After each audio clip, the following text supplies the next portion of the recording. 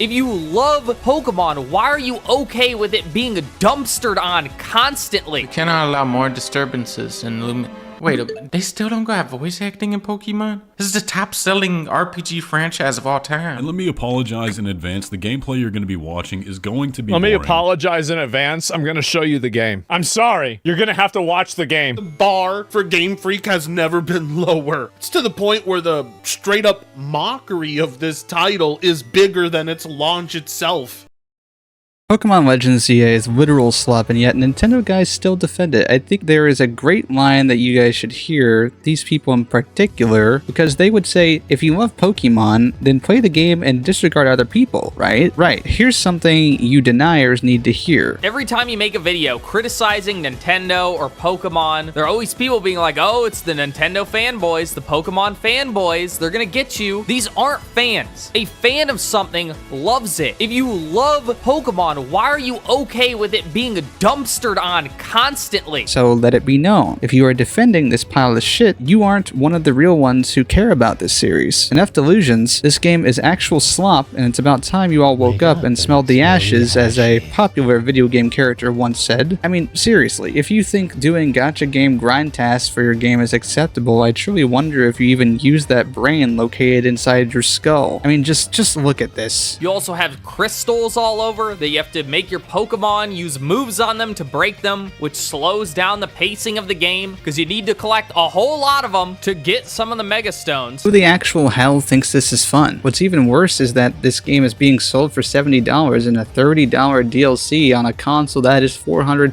equating to $550 total just to get this game at a higher experience for minimal fucking difference. But that's enough of that. Let's cut to the why it's all these things, starting with maybe the fact there's only one city in this game. It's got no interiors at all aside from a few battle cafes which have nothing to do. You can't enter stores, you just get a menu with a blurred background of a store. This is something I really despise about modern games, genuinely.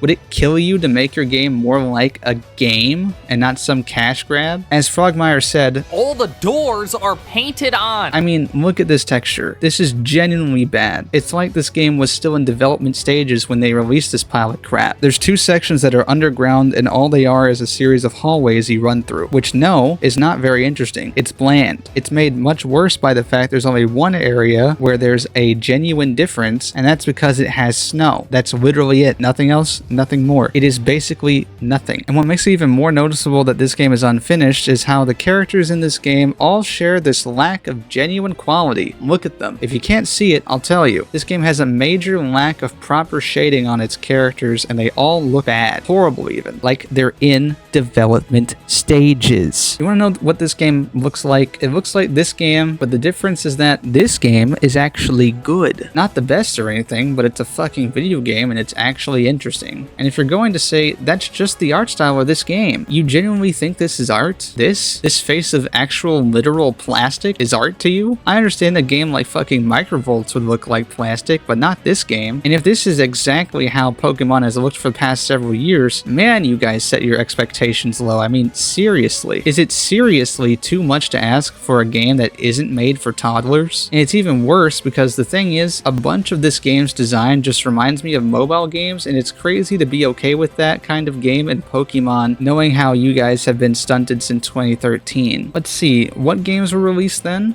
It was Pokemon X and Y. What a time that was. To note, these are actually good games, and it's even worse because dialogue in this game is a literal sleep fest. There's no voice acting. We cannot allow more disturbances and Wait, they still don't have voice acting in Pokemon? This is the top-selling RPG franchise of all time. Grandia 2 on Dreamcast had voice acting. Here, take your money. It genuinely seems just as bad as Genshin Impact dialogue sections, and that's horrible because Genshin Impact is a genuinely terrible game, but somehow seems better than this game by comparison because there's a lot to explore and a bunch of other things. The good and the bad of Genshin somehow both outweigh this game, making it somehow more interesting.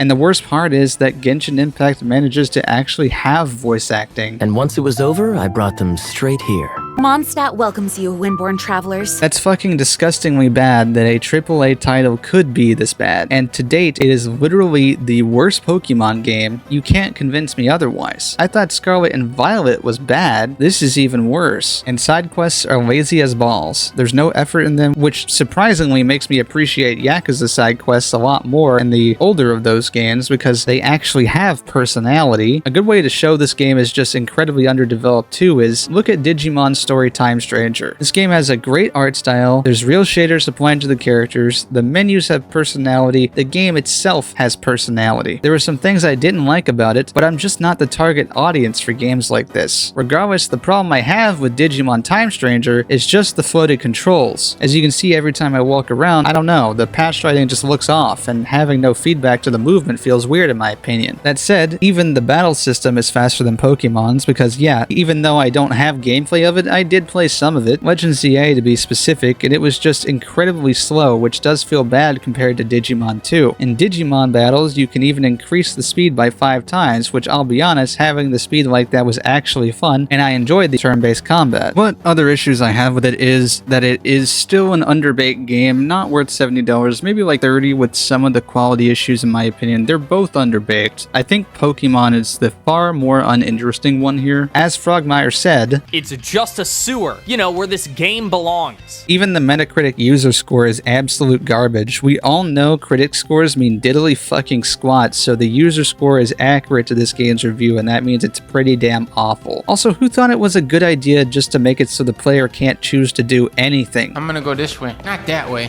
Why aren't you allowed to explore around? It's such great options here. Why are the text choices so hollow? If you bring us injured Pokemon, we'll heal them, but you have to install the hospital app. I'll pass. Oh, don't be shy, it's free. Here, you have to. Why isn't he allowed the choice to say no? I can swim. No. Why can't he swim? I can sit on a bench. No, you cannot. You can't even sit on a bench. Why? Okay, I think I've said enough. Goodbye.